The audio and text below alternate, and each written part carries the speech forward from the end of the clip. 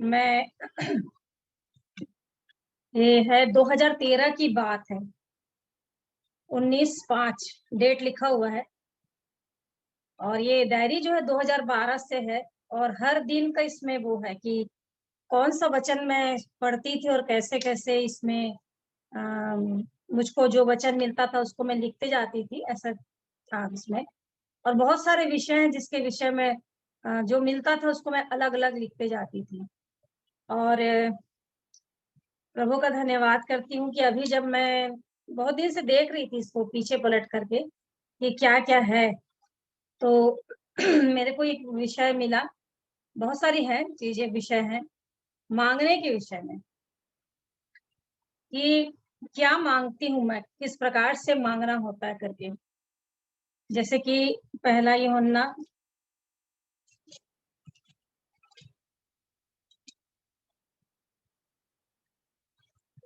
याकूब में है।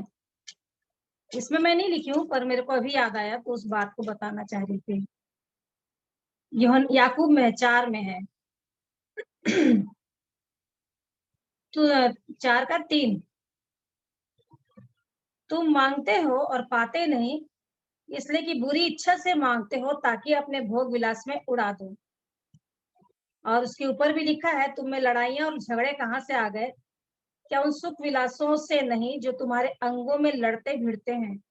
तुम लालसा रखते हो, तुम्हें मिलता नहीं। तुम हत्या और डाह करते हो और कुछ प्राप्त नहीं कर सकते। तुम झगड़ते और लड़ते हो, तुम्हें इसलिए नहीं मिलता कि मांगते नहीं। और उसके बाद इसलिए परमेश्वर का वचन बोलता है कि तुम मांगते हो पर पाते नहीं, इसलिए कि बुरी इच्छा से मांगते हो। तो ये बात को देखना है मेरे जीवन के लिए कि कौन सी इच्छा मैं परमेश्वर की इच्छा से मांग रही हूँ कि अपनी इच्छा से मांग रही हूँ। और अपनी इच्छा से मांग रही हूँ तो भोग विलास में उड़ा देने वाली हूँ। और जैसे कि पहला यूहन्ना उसके 5 में, उसमें लिखा हुआ है 14 में। और हमें उसके सामने जो हिया होता है, मतलब हम उसके सामने जो आते हैं मांगने के लिए, तो साहस होता है। ये साहस होता है कि वह है कि यदि हम उसकी इच्छा के अनुसार कुछ मांगते हैं तो वो हमारी सुनता है। और जब हम जानते हैं कि जो कुछ हम मांगते हैं वो हमारी सुनता है, तो यह भी जानते हैं कि जो कुछ हमने उससे मांगा वो पाया है। तो इस बात को मैं बहुत दिनों के बाद समझी। पहले तो अपनी इच्छा के अनुसार मांगते मांगते ही चले आ रही थी शुरुआत में।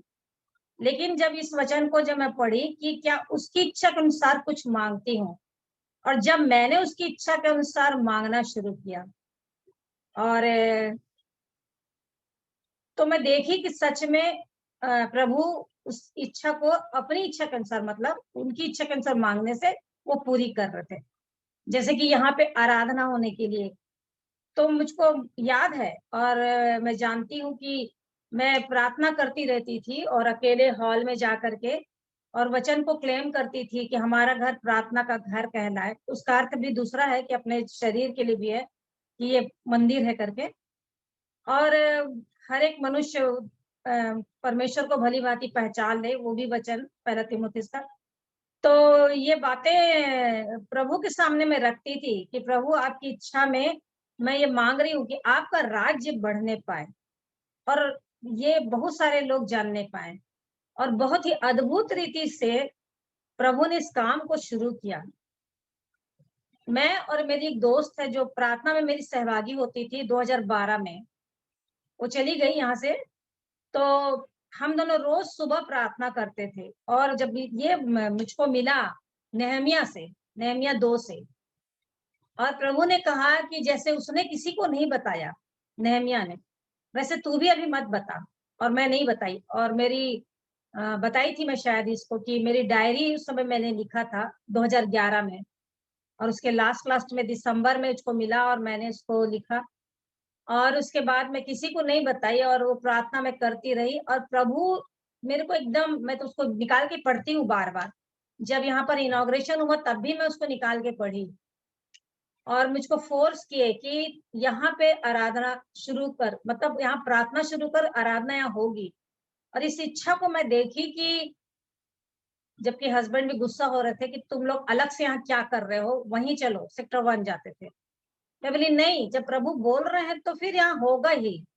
और कहते थे कि मैं तुझे दूंगा, यहाँ पर दूंगा। और वाकई में बहुत ही विश्वास योग्य परमेश्वर जब उसकी इच्छा के अनुसार मांगते हैं तो, और जब अपने घर को खोल देते हैं उसके लिए, तो प्रभु ने अद्भुत रीति से जिनके घर में होता था वो मना कर दिए। 22 अप्रैल को फिर यहाँ से 2012 में शुरू हो गया।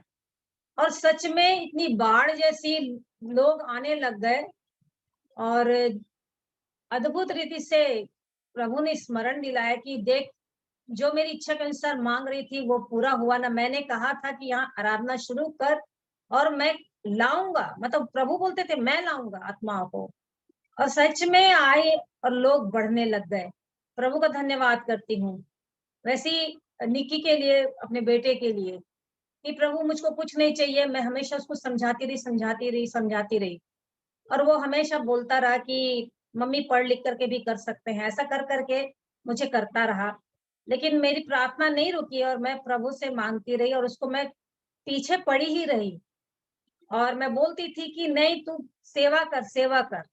और मैं ये नहीं जान रही थी कि प्रभु की सेवा बुलाहट तो तब होती जब उसकी इच्छा होती है, पर मेरी इच्छा ये थी कि प्रभु आपकी सेवा करे, ये आपका है। और अभी चंडीगढ़ में, मतलब पिछले 2 महीनों से शायद है, और बहुत काम हो रहा है। और कम से कम 4 कपल हैं, वो लोग न्यूली मैरिड है, 2 साल ऐसे 1 साल वाले, और वे लोग वचन की संगति में आ रहे हैं और प्रभु को जान रहे हैं और इतने आनंदित हो रहे हैं। और उनकी बहन, उनके भाई, और जितने भी लोग, यहाँ तक कि कॉलेज में भी जो भी बच्चे लोग डिप्रेशन में कुछ भी बात से, तो निकी उन लोग को समझाता है। तो आप सब भी प्रार्थना करें उन सारे लोगों के लिए कि और वो प्रभु के वचन में और प्रभु की संगति में और उनको पहचानने में बढ़ने पाए, जीवन की बातों को समझ के जीवन पा करके बढ़ने पाए। तो इस प्रकार से अभी वो रियलाइज करता और बोलता है कि अब मैं समझ रहा हूँ कि मम्मी मेरे को इस लाइन में क्यों लाया प्रभु पढ़ाने के। जैसे मैं पढ़ा रहा हूँ, तो अब मैं ये जब पढ़ा रहा हूँ वचन, और आप जो बोलते थे मेरे को बार बार, अब मैं समझ रहा हूँ। तो मेरे को बहुत खुशी होती है कि सच में प्रभु आपका धन्यवाद कि आपकी इच्छा के अनुसार जो मांगती हूँ वो वाकई में पूरा होता है। यदि मैं अपनी इच्छा के अनुसार मांगती, क्योंकि अब तो कुछ है ही नहीं कि क्या मांगे, क्योंकि उसने सब कुछ दे दिया, तो अब क्या मांगे। और इसी के आगे जो है जब्दी के पुत्र, सब जान रहे हैं मत्ती 20 में जबकि उसका वर्णन है, वो क्या मांगते हैं, मांगती है। 20 के 20 में लिखा है, तब जब्दी के पुत्रों की माता ने अपने पुत्रों के साथ जो उसके पास आकर प्रणाम किया और उससे कुछ मांगने लगी। और प्रभु यीशु मसीह बोल रहे हैं कि तू क्या चाहती है। वो मांग रही है कुछ और कह रही है तू क्या चाहती है, और उसके बाद बोल रही है 2 पुत्र मेरे, ये 2 पुत्र तेरे राज्य में, एक तेरे दाहिनी और एक तेरे बाएं बैठे। और ये उसके अपने सेल्फिशनेस के कारण था। वो ये मांग रही थी कि मेरे दोनों बेटे हैं वो अच्छी जगह पा जाए, प्रभु के दाहिने बाएं बैठ जाएं, है ना। और उसी प्रकार से मरकुस 10 का 35, वहां पर भी उन्हीं बातों को लिखा है। तब जब्दी के पुत्र याकूब और यूहन्ना ने उसके पास आकर कहा, हे गुरु, हम चाहते हैं कि जो कुछ हम तुझसे मांगे वही तू हमारे लिए कर। उसने उनसे कहा, तुम क्या चाहते हो कि मैं तुम्हारे लिए करूं। फिर भी प्रभु पूछ रहे हैं। उन्होंने उससे कहा, हमें यह दे कि तेरी महिमा में हम में से एक तेरे दाहिने दूसरा तेरे बाएं बैठे। फिर प्रभु यीशु मसीह बोल रहे हैं, तुम नहीं जानते क्या मांगते हो। और इतनी कठिन परिस्थिति थी उनकी कि जो कटोरा मैं पीने पर हूँ क्या पी सकते हो, जो बपतिस्मा मैं लेने पर हूँ क्या ले सकते हो। और वो कह रहे हैं कि हाँ हम ले सकते हैं और कटोरा भी पी सकते हैं। और जबकि वहां पर यूहन्ना के छोड़ और कोई नहीं था क्रूस के पास। और उसके बाद बोल देते हैं कि जिनके लिए तैयार किया है उनको छोड़ और किसी को मेरे दाहिने और बाएं बैठाने का मेरा काम नहीं है। तो इस प्रकार से प्रभु बताए कि देखो, इसकी माँ भी मांग रही थी और ये लोग भी मांग रहे थे कि हमको दाहिने बाएं बैठा देना, मतलब अपनी इच्छा पूर्ति करने के लिए। और उसके बाद मरकुस 6 का 22, मरकुस 6 का 22, 6 के 22 में लिखा है, और उसी हेरोदियास की बेटी भीतर आई और नाचकर हेरोदेस को और उसके साथ बैठने वालों को प्रसन्न किया। तब राजा ने लड़की से कहा, तू जो चाहे मुझसे मांग, मैं तुझे दूंगा। और उसने शपथ खाई कि मैं अपने आधा राज्य तक जो कुछ तू मुझसे मांगेगी मैं तुझे दूंगा। तो ये भी मांग रही है, वो भी मांग रही है। और इस स्थिति में कि जब उसका जन्मदिन मनाया जा रहा है और वो प्रसन्न होकर के कह रहा है कि तू मांग, तू जो चाहेगी मैं दे दूंगा, आधा राज्य भी दे दूंगा। और वो ऐसी चीज मांगती है कि यूहन्ना का सिर कटता है, और उसकी माँ के उकसाने पर। तो ये भी बहुत ही कहना चाहिए अच्छी बात नहीं थी मांगने का। अच्छा वो नहीं था कि वो क्या क्या चीज मांग रही थी, उसको नहीं मालूम था, क्योंकि वो माँ के कारण से उसके आवेश में आकर के ये काम कर देती है। और उसको करना पड़ जाता है क्योंकि लोग वहां पर बैठे हुए थे, और अपने उसके कारण से कि मैंने तो बोल दिया है, अब क्या करूं, इसलिए वो इस काम को कर देता है। और उसके बाद पहला इतिहास 4:10, ये सब उस समय की बात है जब मैं मनन करती थी, 2013 की बात है। 4:10 में लिखा, और याबेस ने इज़राइल के परमेश्वर को यह कहकर पुकारा कि भला होता कि तू मुझे सचमुच आशीष देता और मेरा देश बढ़ाता, और तेरा हाथ मेरे साथ रहता, और तू मुझे बुराई से ऐसा बचा रखता कि मैं उससे पीड़ित ना होता। और जो कुछ उसने मांगा वह परमेश्वर ने उसे दिया। क्योंकि ऊपर लिखा हुआ है कि वो कह रहा था कि हम और कुछ नहीं मांगेंगे, और हमको दूसरे से मांगने के लिए वो है नहीं, हम केवल तेरे से ही मांगेंगे करके। वो अंदर याबेस के अंदर वो थी, और इसलिए वो अपने लिए, अपने इज़राइल के लिए ये मांगता है कि परमेश्वर को पुकारता है, ये आशीष मुझको मिले, बहुत सारी आशीष को मांगता है। और वाकई में ऐसी एक बात को मांगता है कि मुझे बुराई से ऐसा बचा रख, मतलब बुराई यानी नीचे लिखा विपत्ति, है ना, और पीड़ित नहीं होऊंगा। फिर उसने जो कुछ मांगा कि आशीष दे, मेरा देश बढ़ा, मेरा हाथ, तेरा हाथ मेरे साथ रहे, और बुराई से बचाता रहा। तो फिर ये सारी बातों को जो मांगा था परमेश्वर ने उसको दिया। और उसके बाद लूका 23:42, जो डाकू ने मांगा, है ना, हम सब जान रहे हैं। लूका 23:42 में लिखा है, तब उसने कहा, हे यीशु, जब तू अपने राज्य में आए तो मेरी सुधि लेना। मतलब वो भी मांग रहा है कि तू मेरी सुधि लेना। उसने उससे कहा, मैं तुझसे सच कहता हूँ कि आज ही तू मेरे साथ स्वर्ग लोक में होगा। मतलब कि वो ऐसी स्थिति में था कि उसने उस प्रभु यीशु मसीह के उस वचन को सुन लिया कि हे पिता, इन्हें क्षमा कर देना, ये नहीं जानते क्या कर रहे हैं। और इस पर विश्वास करके वो अपने पाप से पश्चाताप कर लिया वहीं की वहीं। और उसने इस बात के लिए उससे मांगा कि अपने राज्य में आए तो मेरी सुधि लेना। और उसके बाद सुलेमान ने भी मांगा। पहला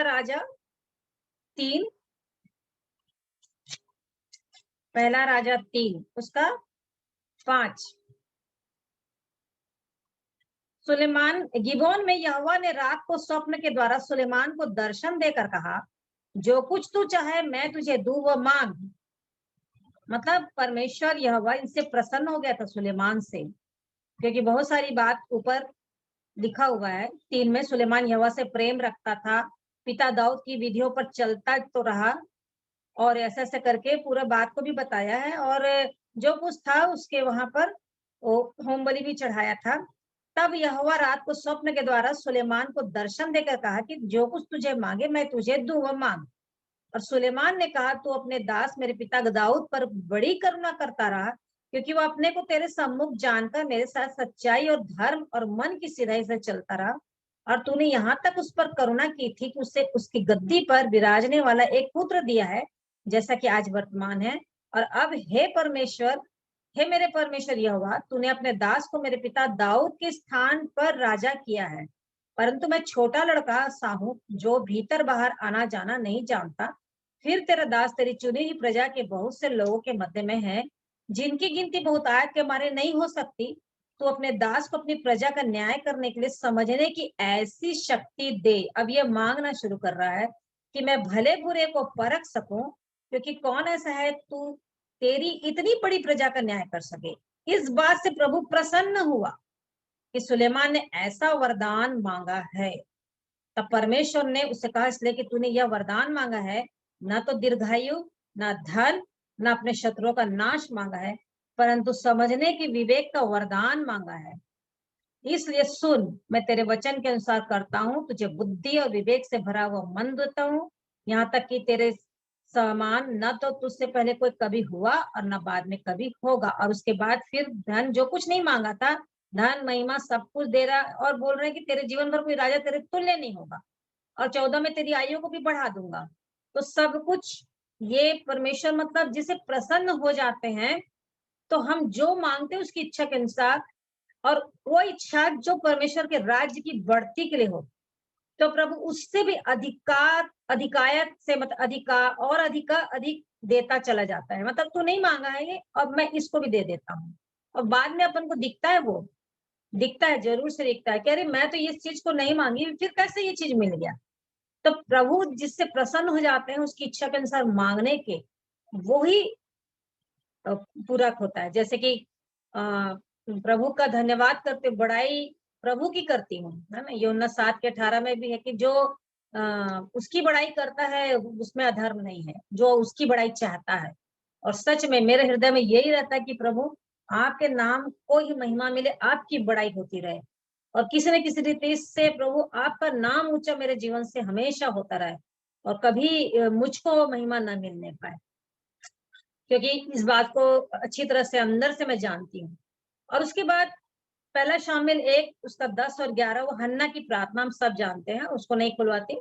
तो वहां पर भी वो हन्ना की जो प्रार्थना रहती है, वहां पर वो बड़े ही बोझ के साथ व्याकुल होकर के, मन की व्याकुलता से वो प्रार्थना करती कि जो मुझको तू देगा तो मैं उसे तुझके दे देंगी। एक बात और मैं देख रही थी, हन्ना वो कभी मतलब उसको चिढ़ाती रहती थी उसकी वो सौतन, लेकिन वो उससे परेशान नहीं हुई, दुखी मतलब कि वैसा वाला परेशान नहीं कि मैं नहीं जाती, मैं प्रभु के घर में नहीं जानती, ऐसा नहीं करी वो, मेरा नहीं सुन रहा है, इतना साल हो गया, ऐसा कुछ नहीं करती। परंतु वो हर साल जाती थी, हर साल जाती थी, और प्रभु से मांगती रहती थी। और सच में, और प्रभु ने जब उसकी प्रार्थना सुनी कि तू मुझे देगा तो मैं तुझे दे दूंगी, मतलब जैसे कि दशवांश है, यदि 10 है उसमें से एक ही दे दे, और उसने क्या किया, पहले से ही दे दिया, तो उसको और मिल गए। परमेश्वर किसी का उधार नहीं लेता। वो उसके मन की व्यथा को देख रहा था, लेकिन किस कारण से बंद था वो ही परमेश्वर जान रहा था। और जैसे ही उसने निर्णय लिया कि मैं उसे तुझे दे दूंगी, और उसने पूरा भी किया उस काम को, और परमेश्वर के को समर्पित कर दिया। भाई अपने नबी सुलेमान जो है, शामिल जो है वो बने। तो इस प्रकार से उसने भी प्रार्थना की, उसने भी पाया। तो इस प्रकार हर बातों में प्रभु का धन्यवाद हो कि हम किस रीति से मांगते हैं, क्योंकि अ, जब उसके पास जाते हैं तो सच में ऐसा लगता है कि क्या मांगे, बस उसके पास जाने से बस आंसू बहते रहते हैं। प्रभु सब कुछ तो दे दिए, आप सब कुछ दे दिए, अपना बेटा तक दे दिए, और फिर क्या मांगे आपसे, आप खिला रहे हैं, पिला रहे हैं, सब तो दे रहे हैं। वो जंगल के रास्ते में भी प्रभु याद दिलाते हैं कि मैं तुमको लिए चला, तुम्हारा ना जूती, ना मोजा, ना कपड़े, कुछ भी, और खाने को मन्ना पानी, और जो चाह रहे थे तुम लोग देता चला गया, तुम मेरी आज्ञा को माने ही नहीं। आज भी यही हाल है, एक मनुष्य के जीवन में सब कुछ मिल रहा है, सब कुछ मिल रहा है, लेकिन और मांगता रहता, और मांगता रहता, बस केवल अपनी अभिलाषा पूरी करने के लिए, अपनी इच्छा पूरी करने के लिए। मेरा अकाउंट, मेरा क्या बैंक बैलेंस, मेरा घर, मेरे बच्चे, मेरा सब कुछ। यदि हम सच में प्रभु की इच्छा में छोड़ दे, बहुत सारी है, मैं जानती हूँ, बहुत सारी, परंतु मैं जानती हूँ मेरी जो भी परेशानियां हैं बच्चों के प्रति से, जो भी, मैं प्रभु, मेरा अप्रोच है बस केवल प्रभु, आसरा प्रभु पर विश्वास। जो भी स्थिति आती है दुष्ट करता ही है रोकने के लिए, इन दिनों में जब बीमार थी, प्रभु बोले बंद नहीं करना प्रार्थना, बीमार है करके बिल्कुल बंद नहीं करना, लेकिन तू करते ही रहना। और उसमें बने रहने के लिए प्रभु की आत्मा ने मेरी सहायता की, क्योंकि वो नहीं करेंगे तो मैं कुछ नहीं कर सकती। तो मैं सारी बातों में प्रभु को महिमा देती हूँ, प्रभु की स्तुति और महिमा और बड़ाई वचन के लिए, कि सच में कितना सामर्थ्य है कि ये वचन जो है प्रभु अपने मुंह से बोल दिया और लिख गया और हमारे हाथ में आ गया। और सबसे धन्यवाद का विषय यह है कि जो बातें हो गई हैं उसे चिताते हैं कि तुम ऐसा मत करना, तुम ऐसा मत करना। तो कितनी अच्छी बात है कि हमारे पास लिखित रूप में आ गया है कि जो उस समय के लोग किए वो अब तुम्हारे लिए चेतावनी और दृष्टांत है, वो तुम ऐसा मत करना। प्रभु को मैं बहुत धन्यवाद देती हूँ कि उसकी सहायता से, उसकी इच्छा में, प्रार्थना का भी विषय रहता है तो उसकी इच्छा में क्या मांगे, बेकार की बातों से, व्यर्थ बातों से नहीं। एक बात और प्रभु मुझको सिखाए, जहाँ पे लिखा हुआ है कि मैं तुम्हारे लिए निवेदन करता हूँ ना, परमेश्वर के दाहिने हाथ बैठ गए हैं, प्रभु बोले मैं तुम्हारे लिए प्रार्थना विनती कर रहा हूँ परमेश्वर से, तुम्हारे लिए, मतलब हम सबके लिए। तो तुम्हारा काम है, तुम मेरे लोगों के लिए करो जिनको मैं चाह रहा हूँ और इस बोझ को दे रहा हूँ कि तुम उनके लिए प्रार्थना करो। वाकई में मुझे उनके लिए प्रार्थना करना, अब मेरे लिए कुछ भी नहीं है, बस ये है कि तेरा राज्य आए और तेरी इच्छा पूरी हो, तेरा राज्य इस पृथ्वी पर फैल जाए, सुसमाचार वचन सुनने पाए, सारा विश्व सुनने पाए और प्रभु यीशु मसीह को पहचान जाए और लोग बचा लिए जाए और आपकी इच्छा पूरी होने पाए। तो सब बातों में मेरे प्रभु यीशु मसीह की इच्छा पूरी हो, उसको महिमा मिले। पवित्र आत्मा का धन्यवाद कि वो सहायता करते हैं। पिता ने वचन दिया, प्रभु का धन्यवाद। आप सबों को जय मसीह की।